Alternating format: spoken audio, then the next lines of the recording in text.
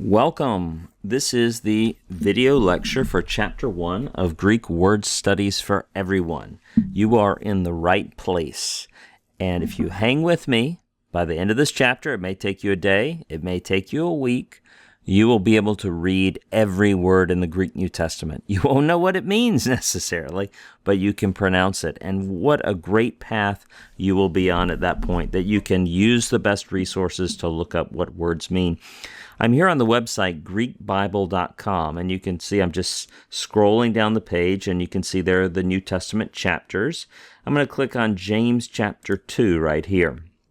And then we can go down, and you can see, actually, as I'm hovering over the words, it's giving us the meaning. But right now, to most of you, you can't really sound that out. You have to take by faith that that is, in fact, the James 2:14 you're familiar with. Now, I'm going to pull over here to a Bible software program I have so that we can see it a little bit larger. And this is the significance section in the first part of the chapter. I'm talking about some of the same material in there. You know this verse from perhaps the ESV. What good is it, my brothers, if someone says he has faith but does not have works? Can that faith save him? Now, that last question, can that faith save him? Or from the New American Standard, can that faith save him? We look at the King James Version. It says, can faith save him? And I know the translators of the KJV were not intending this, but someone could misunderstand that and say, well, it would seem that rhetorical question would seem to say that faith cannot save that person.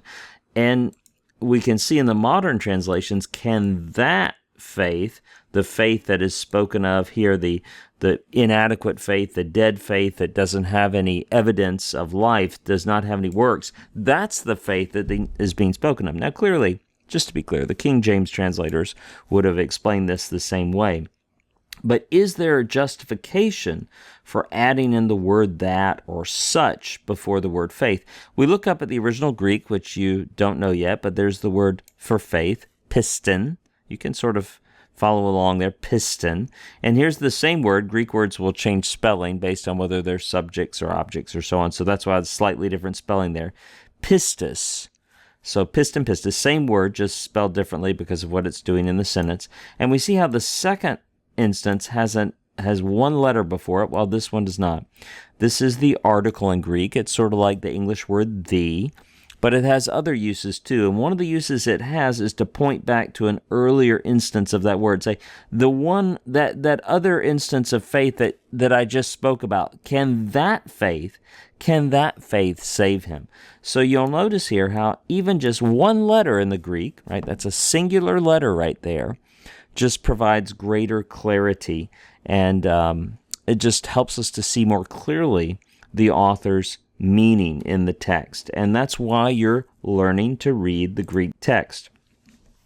Now, I would recommend you watch this video, this overview video of chapter 1, and then you read carefully chapter 1 yourself.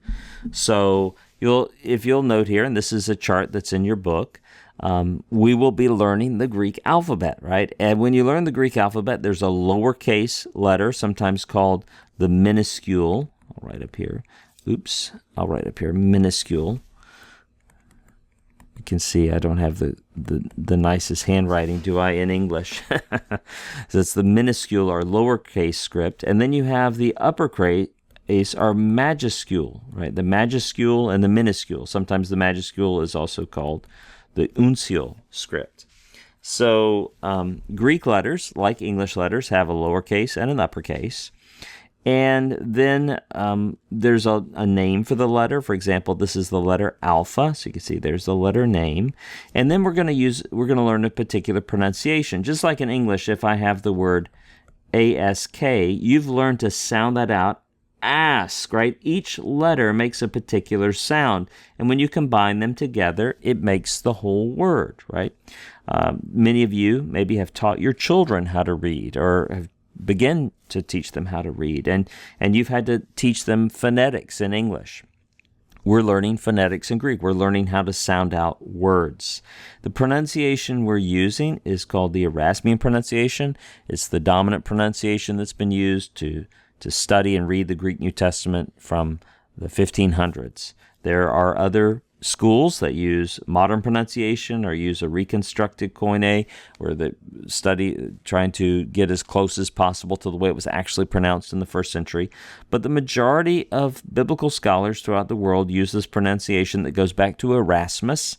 Erasmus was a biblical scholar who published the first printed Greek New Testament in 1516. And so we look back to him and his influence. And of course, it's, if you have someone in your church or who's teaching this class who uses a different pronunciation, use that. It's not really a big deal. But what I'm using is considered the standard, and I will continue to teach you according to that, to what are accepted scholarly standards for studying the Greek New Testament. All right. Now, when it comes to capitalized letters, uppercase and lowercase letters, I guess we should go ahead and say just a word about that. Okay, why are words capitalized in the Greek New Testament? Well, the oldest copies of the Greek New Testament are all capitals with no spaces between words or letters. It's just a sea of all capital letters.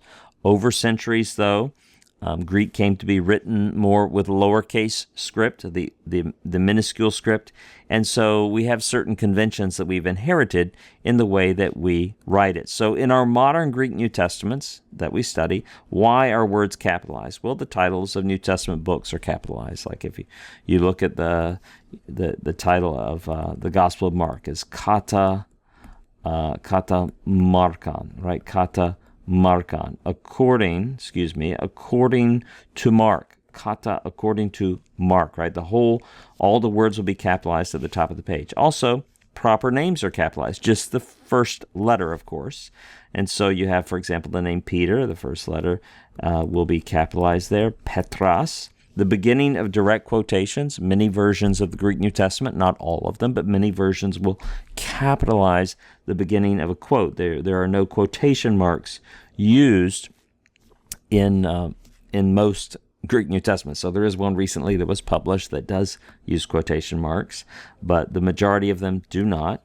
And also, many Greek New Testaments will capitalize words that begin a new paragraph. So you can see that's different than English. And it's also important to note that the majority of letters on the page will be lowercase or minuscule script. So that's what we're really focusing on learning. And usually, if you look back here at this chart, usually, the capital form of the letter is very close to the lowercase. There are a few instances where it's not. And that's where you probably need to go through and pay attention to those. The capital gamma and the lowercase gamma look quite different. The capital eta and the lowercase eta look quite different. And there are a few others, omega also. There are a few others that look different too. So you want to focus on the differences and recognizing those. But really, for most of you, a really good goal is just to be able to sound out all the lowercase letters, to write them out, and to begin to read words with these lowercase letters. All right, what we're going to do is we're going to fill in some lines like this. We're going to learn to write out the entire Greek alphabet. And so you need to get some paper and you need to practice writing. And you're going to need to do this a lot. There will be I'm going to sing, and it's going to be embarrassing and I'm doing it because I love you, and I want you to be able to read the Bible and the original. I'm willing to humiliate myself by recording myself singing, often off pitch. And so, but there will be a video posted with a friend of mine who can sing much better than I can, and you can follow along with that after you watch this video. You can play that to your heart's content till you, your children, and your grandchildren can all sing the Greek alphabet. It just takes practice. Again, this may take you a few hours. It may take you a week, but soon you will be able to write out, sound out, read every word in the Greek New Testament. All right, let's begin. And I'm just going to tell you the truth here that Greek handwriting is different from Greek typing. Okay, so the font that you see in a printed page is different than handwriting. The same way if you put Times New Romans up next to handwriting, the conventions are different. I'm following the normal conventions for handwriting Greek. And it's fine if yours is slightly different. But if you're wondering, if you're comparing this, like you're comparing these letters here to this, you say, well, that looks a little bit different than this. Well, yes, handwriting does look different, right? This handwriting looks different than printed English. So we're writing according to the normal way. So I want you to sing along with me. Alpha, beta, gamma, delta, right? Alpha, beta, gamma, delta. Let's sing it again. Alpha, beta, gamma, delta. All right, these are the first 4 letters of the Greek New Testament. If you need to, you can go back and slow down and see how I wrote them in the conventional way. And these do intentionally dip below the line. That is how they are written. Alpha is pronounced like ah. So when we see that, we say ah. Beta like the letter B. Gamma like the letter G. Delta like the letter D. And of course, there are capital forms of these. If you look back to the chart, delta, the capital delta looks like this. The capital gamma looks like this. The capital beta like this. But generally, it's these lowercase letters that you're going to run into.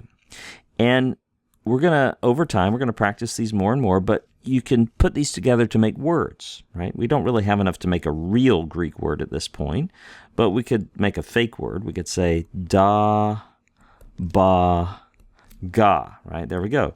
Da, ba, ga. See, we learn how each one of those letters is sounds, and then we combine them together. Da, ba, ga. And usually Greek will have an accent. It's a little line over the word to tell you which syllable to emphasize. So da, ba, ga. Da, ba, ga. To overemphasize it. This is not a real word. So we'll erase it. Okay, so let's go back. And we'll sing again. Alpha, beta, gamma, delta, epsilon, zeta, eta, theta. Okay, so we have the epsilon, zeta, eta, theta.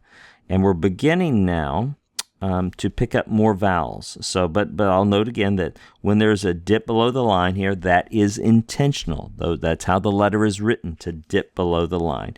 And we have now alpha, epsilon, and eta. All of those are vowels. They're vowels.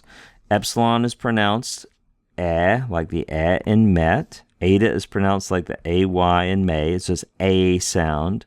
Zeta is pronounced like a Z or a DZ sound, Z. And theta is pronounced like a TH. So again, I'll just pronounce through these together. So we see alpha is like ah. Say with me, ah. Beta, B. Gamma, G. Delta, D. Epsilon, A. Zeta, Z. Z. Pardon me, Zeta is Z. Eta is A. Pardon me. Let's go back here and make sure we can say this correctly. Epsilon is A. Zeta is Z. Eta is A, and theta is th. Okay? So there we go. I guarantee you this will not be the only mistake I make in these videos. Hopefully I'll catch them all. But it's very easy, as I'm here in my office by myself, to get sleepy or distracted and say something wrong. So let's make some more fake words in Greek. So let's see. We have ge, be, the, za. So let's pronounce that out. So we have ge, be, the, za. And if it were a real Greek word, it would probably have an accent, right, over a syllable. Gebetheza, to let us know, to emphasize the accented syllable. These are made-up words. They're not real, so we don't want to spend too much time on them. All right, let's continue going. So we have sing again. Alpha, beta, gamma, delta, epsilon, zeta, eta, theta, iota, kappa, lambda, mu. So we have iota, kappa, lambda, mu. And we do have intentional dips below the line there we're noting. We also have another vowel. So we have 1, 2, 3, 4 vowels so far. That iota can be pronounced different ways. You just listen to the way I pronounce it in the word, but it can be pronounced like the I in sit, I, or the E in meet. So it can either be I or E. If you don't know, just pronounce it E. If you're not sure, just go E. Pronounce it like an E. Kappa is pronounced like like a K. Lambda like an L. Mu like an M.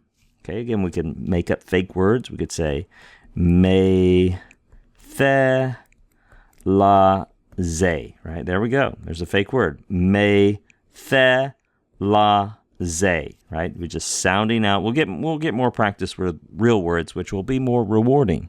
But we will, it's not I'm Southern Baptist. It's not often a Southern Baptist gets to speak in tongues like this, so I got to take the opportunity when I have it. So, all right, let's sing through the letters that we have up to this point, and I'll make a little dot below them as we sing through them. Alpha, beta, gamma, delta, epsilon, zeta, eta, theta, iota, kappa, lambda, mu, nu, psi, omicron, pi. Those are the next letters, nu, psi, omicron, pi. Some people will pronounce this letter xi. I pronounce it psi, but if you have a teacher that pronounces it xi, that's totally fine. There's nothing wrong with that, just slight variations. Again, we're noting with the yellow here when there is an intentional dip below the line. The nu is pronounced like the English N, and sometimes this can be confusing because it looks like a V, but it's the letter nu, and it's pronounced like the English N. It makes a sound. Xi or xi is pronounced like a KS sound, ks, with air still coming out of your mouth. Here we have another vowel. I'm highlighting in the purple highlighter there. Omicron is pronounced kind of like an aw sound. Aw. That's different from alpha. So alpha is ah. Omicron is aw. Your mouth sort of squares up. Okay? Because my mouth is a Southern American mouth, from the southeastern part of the United States, it has a tendency to shift vowels towards the A-class vowels. So sometimes, just when I'm speaking quickly, reading Greek quickly, the omicron will sort of shift towards the alpha. Just to encourage you, there is no perfect way to pronounce Greek. In fact, in ancient Greek, there were different dialects, even across the country. There's Ionic, the Attic, various different dialects and regional differences in spelling and pronunciation. So we're reflecting that even in our modern times a little bit, aren't we, here? Let's sing through what we have again. So we have alpha, beta, gamma, delta, epsilon, zeta, eta, theta, iota, kappa, lambda, mu, nu, psi, omicron, pi, rho, sigma, tau, upsilon. And let's go back here. I don't think we did pi, but you probably know that from your math class. And it's pronounced like a P. And again, that's a little bit confusing because the next letter, rho, looks like a P, but it's pronounced like an R sound. So if we have rake, lemma, here we have rake, lemma, rake, lemma. We're just sounding out the letters individually. You can see that rho would make a r sound, and interestingly, we'll learn more about this in a moment, but every rho that begins a word will have a rough breathing mark over it, and that comes over in English when we have English words that have a silent H, rhetoric. That's coming from the Greek, carrying over that breathing mark. We'll talk more about that in a moment. The sigma is pronounced like an S, and probably if you took calculus, you know the capital sigma. In fact, in the first century, most capital or uncial majuscule type sigmas were written like this. That's called the lunar sigma. But over time, again, we see words over time, sometimes letters are written differently. In fact, there were other letters in the Greek language hundreds of years prior to this that have dropped out of usage.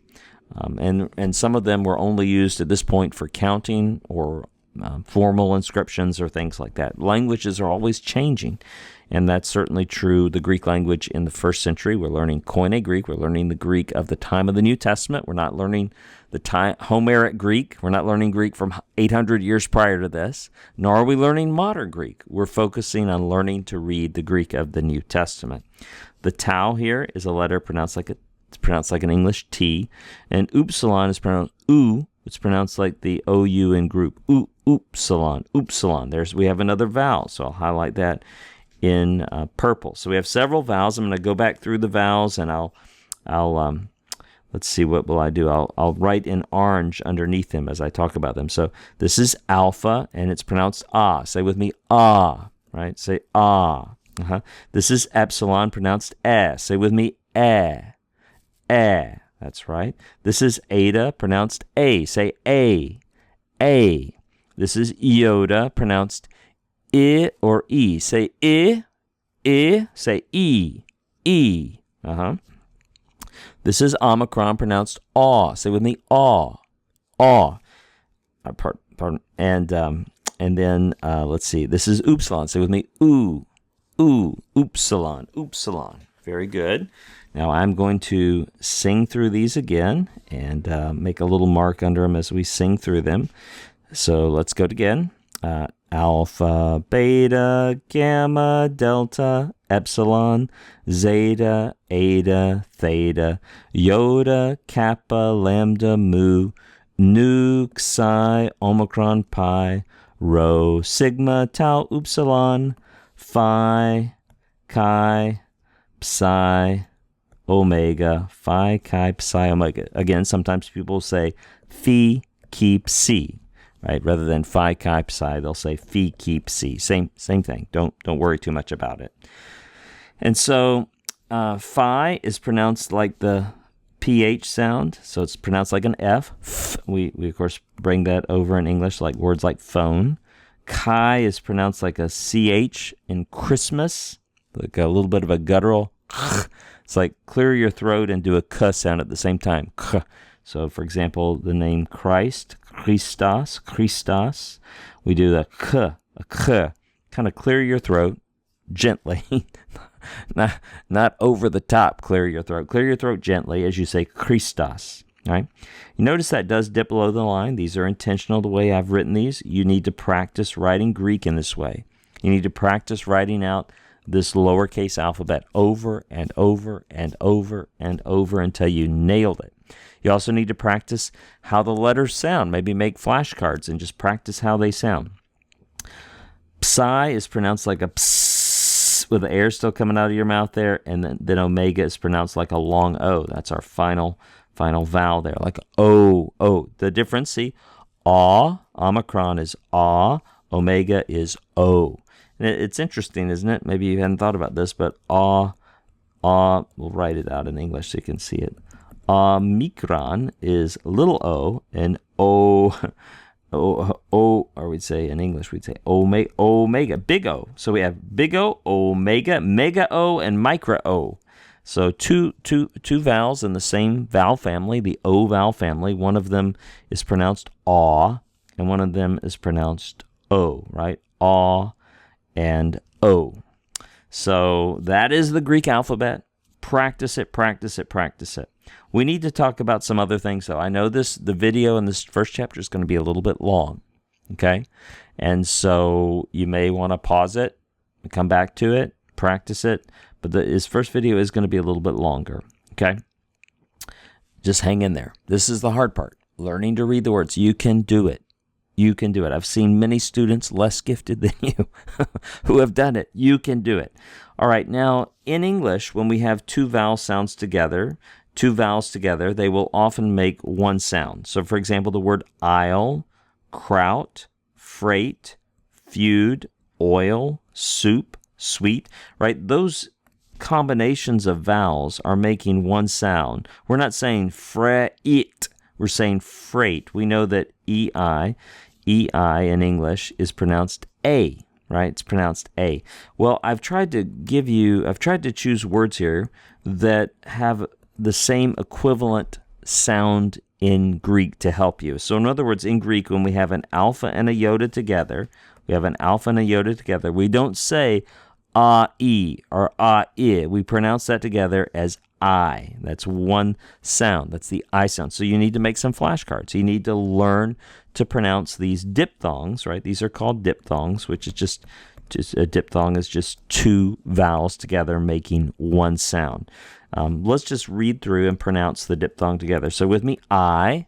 Say it again, I. Now, ow, ow, a, you, or you. Sometimes that will be pronounced like a U, but you, or you, oi, oo, we. Now, if you see a little two dots over a letter, that just means to pronounce it as a distinct letter and not part of a diphthong. It's called a diaeresis, is the technical name for those two little dots. If you're familiar with other languages, you may know this from German as an umlaut, but it has a different function in Greek. It means, for example, this is the name of someone from the Bible, a bad person from the Old Testament, from Genesis, who killed his brother.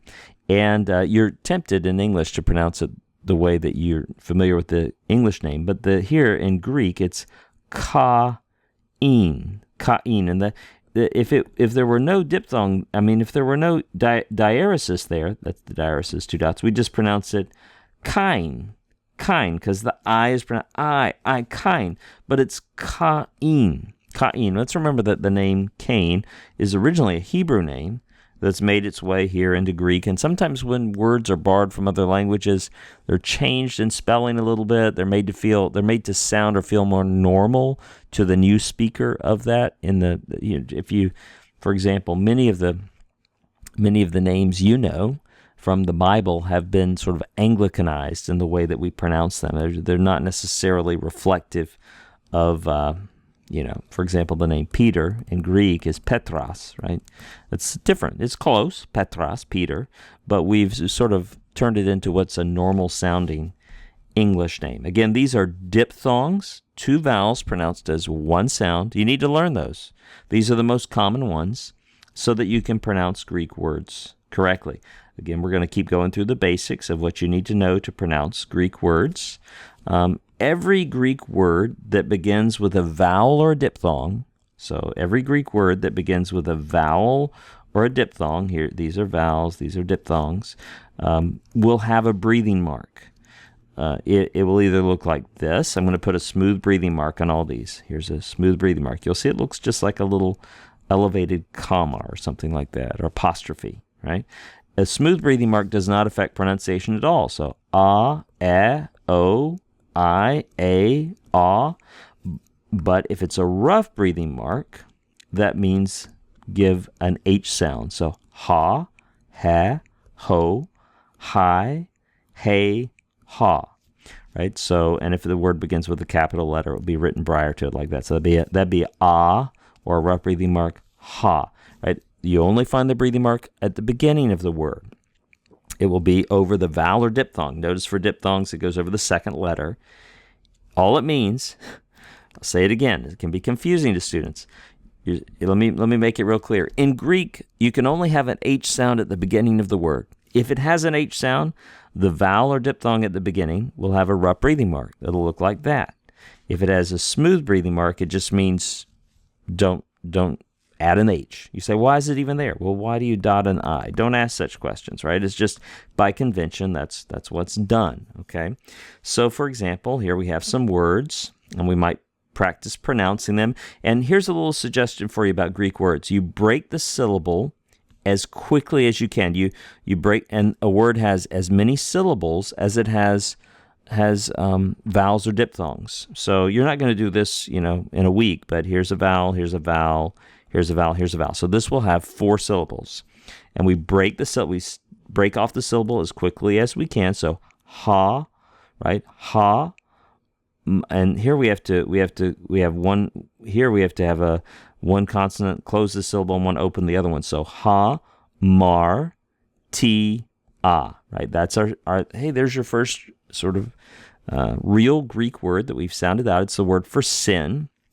It's, say with me, ha, say after me, ha, mar, ti, a. And we smooth that together. Hamartia. Hamartia. And I'm trying to say the accented syllable, right? That's an accent. The little accent on there is telling us, stress the syllable. Say hamartia.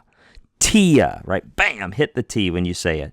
Hamartia, to overdo it, all right? And so this little word, this little symbol there is a breathing mark. It tells us to make the H sound. Hamartia. This is an accent that says to stress that.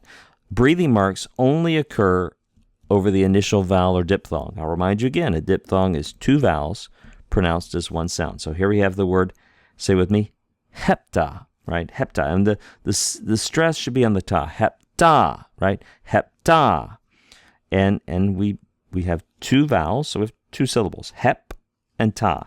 Now, when you have two consonants together, almost always one will go with one syllable and one with the other. We wouldn't say he-pta, right? We'd say hep-ta.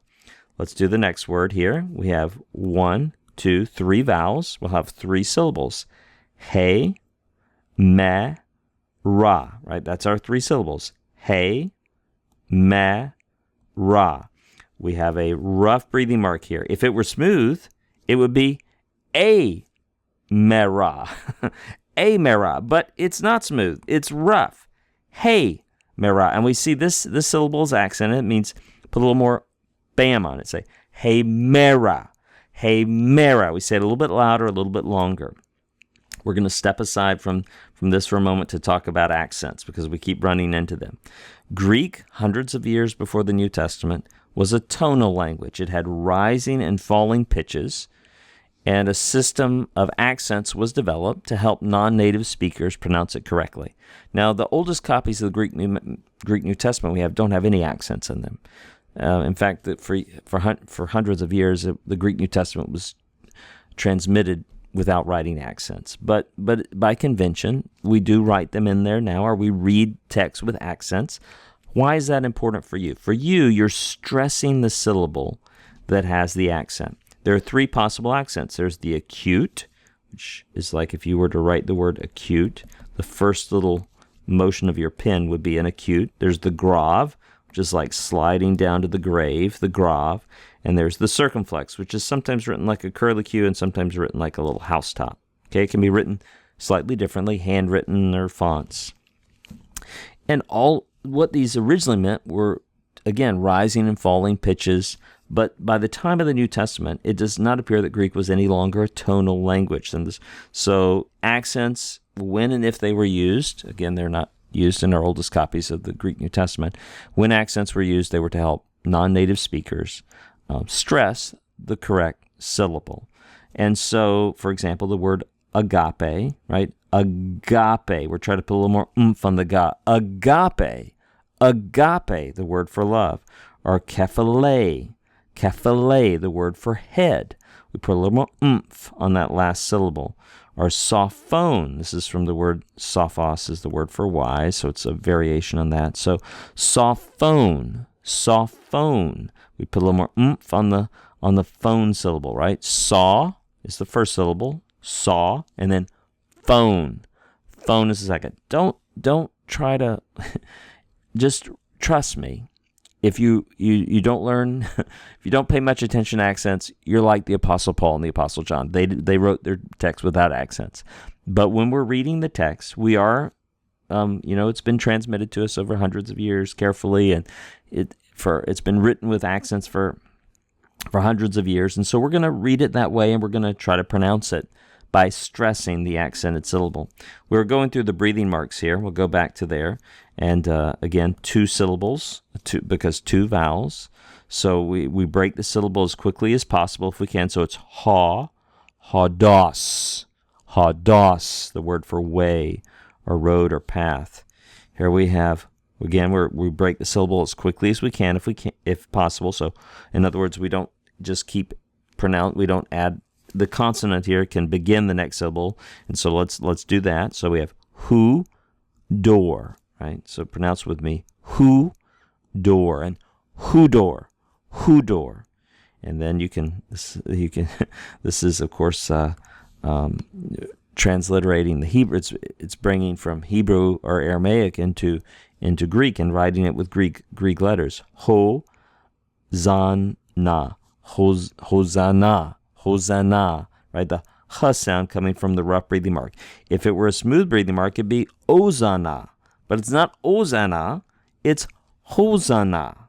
And then here, I mentioned this just in passing, but every Greek word that begins with a rho, and there are very few, I think this may be the only one you learn all semester, will have a rough breathing mark that's essentially silent.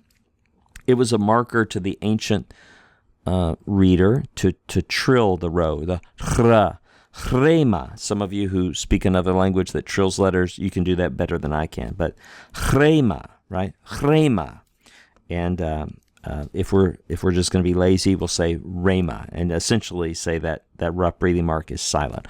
Only for rows that begin letters, not rows in the middle of words or things. Only rows at the beginning of a word.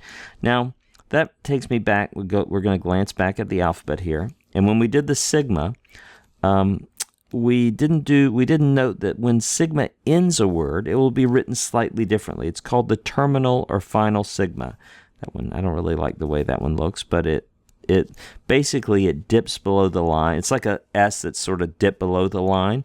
So when sigma is written at the beginning of the word, it's written like this. Middle of the word, it's written like this. But at the end of a word, it's written like this. This is the terminal or the final sigma. All right, so we talked about diphthongs. We talked about breathing marks, the rough and the smooth breathing mark. Again, the rough breathing mark making an H sound, the smooth breathing mark not affecting pronunciation.